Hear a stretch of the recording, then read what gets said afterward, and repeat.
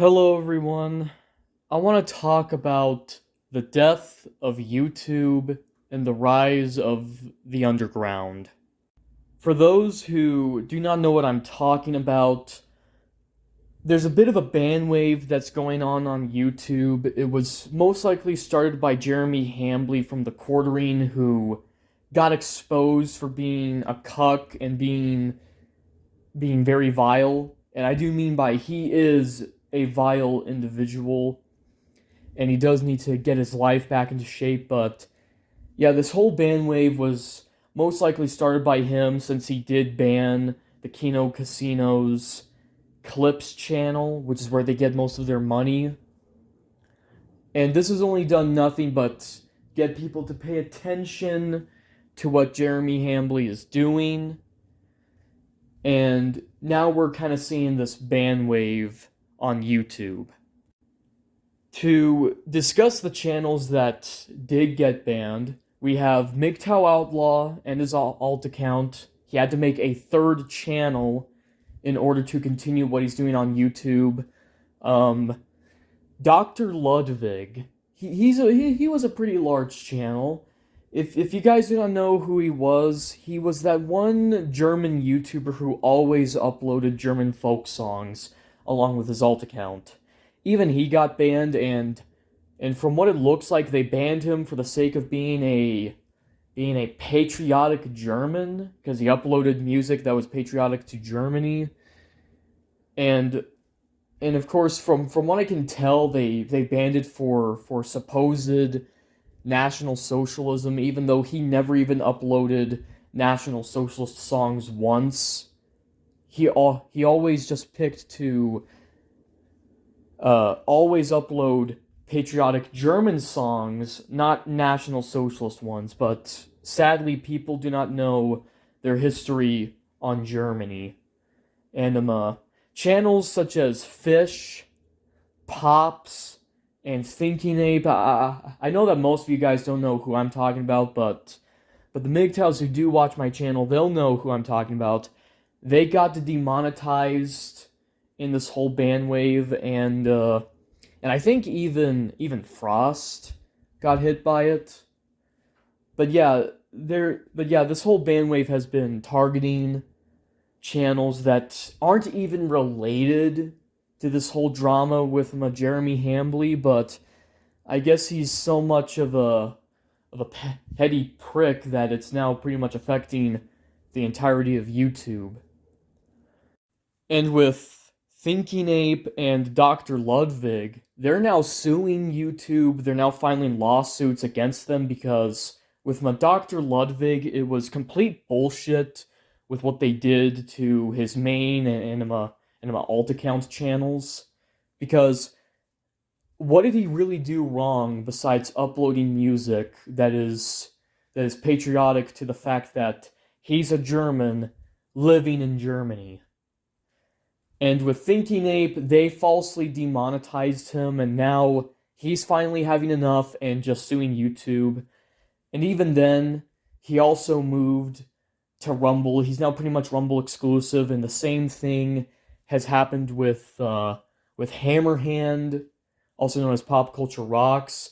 He did not want to deal with the bullshit of YouTube anymore, so now he just kind of went Rumble exclusive. He only mainly streams on Rumble there now. He only quote unquote streams on YouTube just to let people know that he's about to stream on Rumble.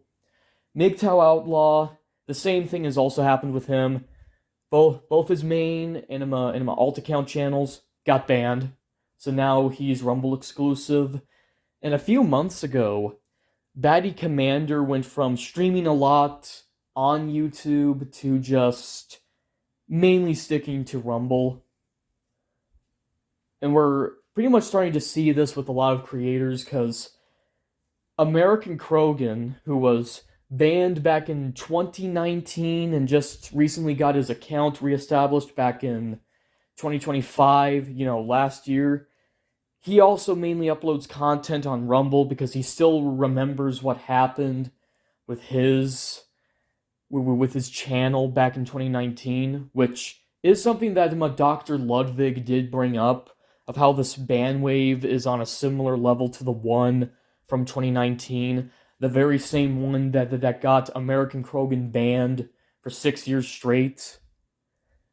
And yeah, to be quite frank, I cannot blame the people who are kind of moving to Rumble, because even I'm thinking of becoming more so Rumble exclusive, despite it also having its issues, and that's because in comparison to YouTube, it is better, even though I do not fully trust them, mainly because of the politics of its creator.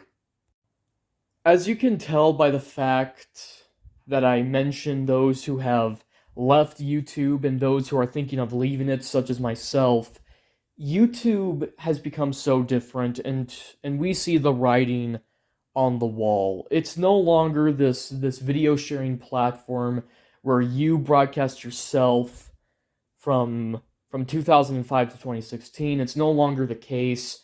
Now it's mainly becoming cable 2.0, as you can tell by the fuck ton of ads and the fact that they mostly push and promote celebrities and influencers such as Cardi B, Dwayne the Rock Johnson, Mr. Beast. Think of a celebrity or influencer who's famous. They're probably on YouTube as well. And it is very clear that YouTube is dying and will become cable 2.0. And that means in the future, if you want to broadcast yourself on YouTube, you have to go through hoops in order just to at least publish your first video on the platform.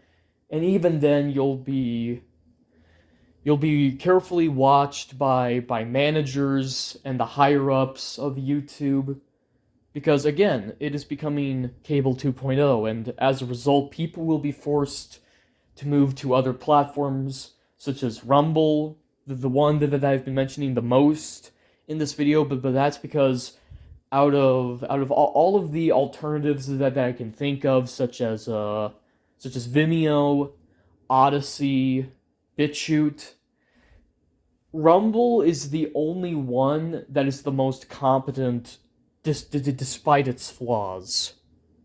Now, those aren't the only sites where you can share videos, because we all know about Newgrounds, but that one has become such a degenerate cesspit thanks to Troons.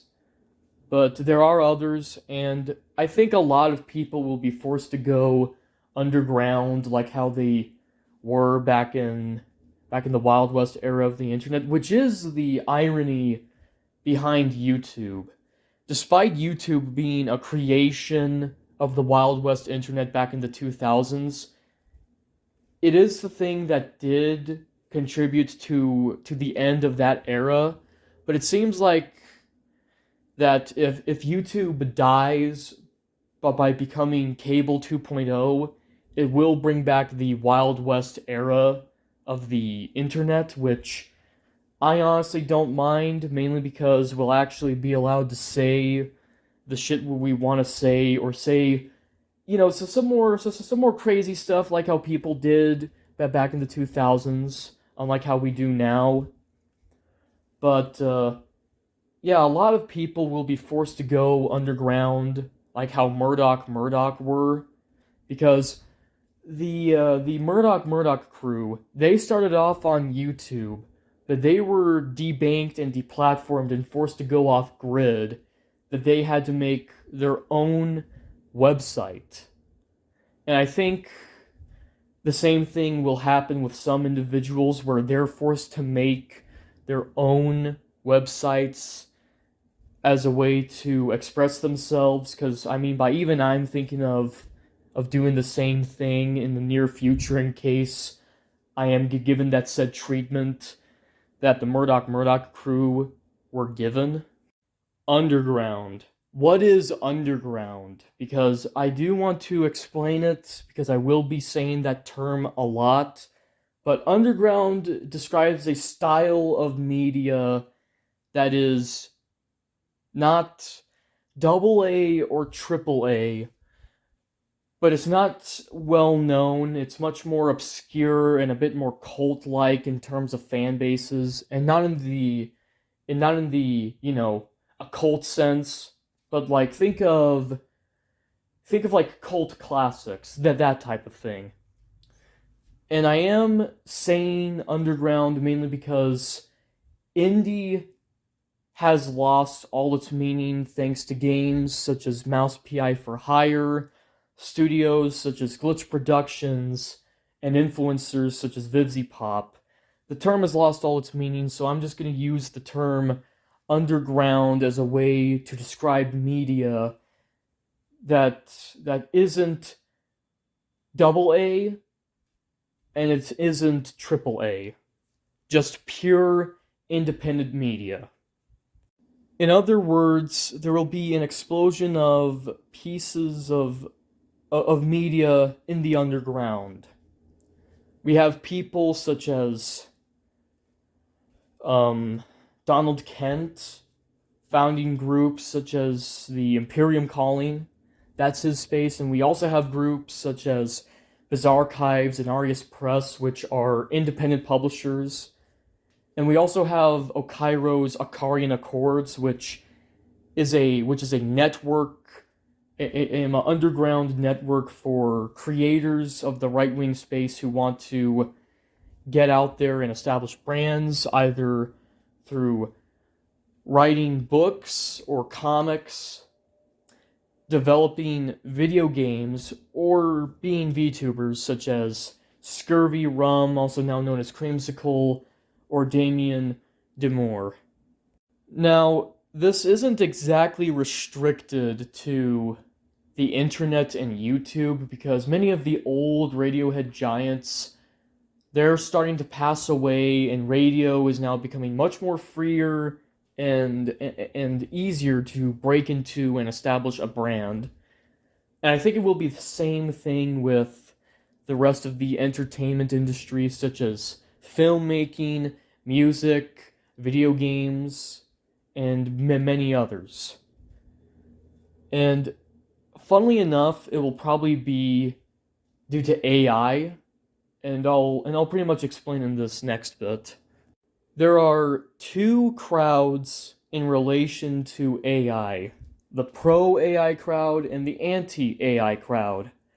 The pro AI crowd says that AI is good and will give way to a better future. I disagree with them because it's very clear that we are going to enter a more AI powered dystopia. We're going to enter that. And then there's the anti AI crowd, which is mostly focused on the artistic side of things, which I do get.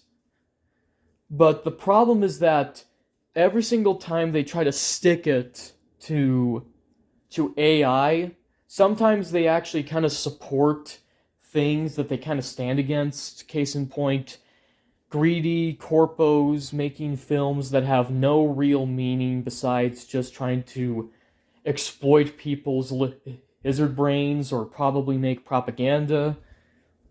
And pretty much also choosing to support, quite frankly, heinous people within the entertainment industry. Now, I am what would be considered to be a part of the pro-AI crowd, but not for their sake of reasoning, but for the simple sake of the fact that AI is going to force people in the entertainment industry to actually get good in what they do.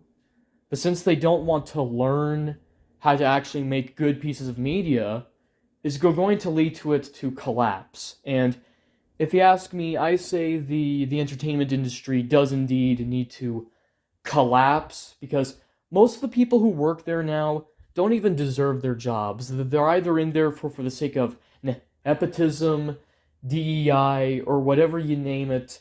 They aren't there for their quality.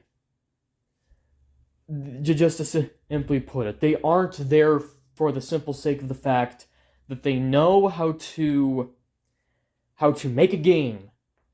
They aren't there for the sake of that they know how to make a movie, a TV show, or how to write a comic. They aren't there for that. They're there for the sake of nepotism and DEI.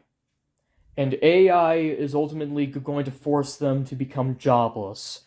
And that's my only reason for being pro AI. Other than that, I don't care about the whole debate surrounding it because I kind of find it to be gay and cringe. But other than that, I really do not care. In other words, I hate the entertainment industry in its current state, and AI is going to destroy it. That's my only reason for being pro AI. I do not care about the whole debate surrounding it. But yeah, there will be a rise of alternative and underground pieces of media, and if you do want to make anything, here are some that you should go with. His Archives, Arius Press, Imperium Press, Okairo's Akarian Accords, and Donald Kent's Imperium Calling. Imperium Press, Arius Press, and the Bizarchives, they're publishers. Imperium Calling and the Akarian Accords, they are networks. In other words, if you do try to establish a brand, like writing a book or comic, being a game developer, making a film, or becoming a VTuber like Scurvy Rum did, they're going to help you in the case of the Akarian Accords. Imperium Press, they're a bit more political, but I will mention their main goal in the next segment. Let's talk about Archaeosophy. He is someone who I wouldn't exactly go with due to there being two possibilities because of one thing. What is his goal? Really, what is his goal? I don't know what it is. All I can assume is that it looks like his thing is to help right-wingers establish brands. And I'm pretty much kind of assuming there because, again, I don't really know what his goal is. All he says is, give me money, and the money is seemingly goes nowhere. Now, there are two possibilities to this. Either A, he doesn't know what he's doing and he doesn't have a plan, or B, he's possibly a scammer. Now, I honestly am not going with someone who doesn't have a plan because I would like to know what they plan on doing, why they're doing what they're doing. Case in point, take a look at Donald Kent and his Imperium Calling thing. It's a network for right-wing creators, but there's a bit more of a specific goal to it, which is why it is being supported by Arius Press, Bizarchives, White Oak Arts, and Return to the Land, and its goal is art made by white people for white people. Now you don't need to agree with the statement they have, but at least you know what their plan is and what they are trying to do in the future. Archaeosophy doesn't have any of that. It seems like he has no plan. Now, with the other possibility of him being a scammer, if this is true, I say do not go with him anyway, because if that is true, he just needs to be kicked out because we don't need scammers infiltrating our spaces. But from what I can tell, it just seems like he has no plan at all. Anyway, that's all I have to say. And if you're wondering why I kind of sound like someone who's a bit high on drugs, it's because I'm relaxed and I do kind of swear that I might have been a drug user in a previous life, and this is how I am And this is how I kind of act whenever I'm relaxed. I don't know. Anyway, have a good day.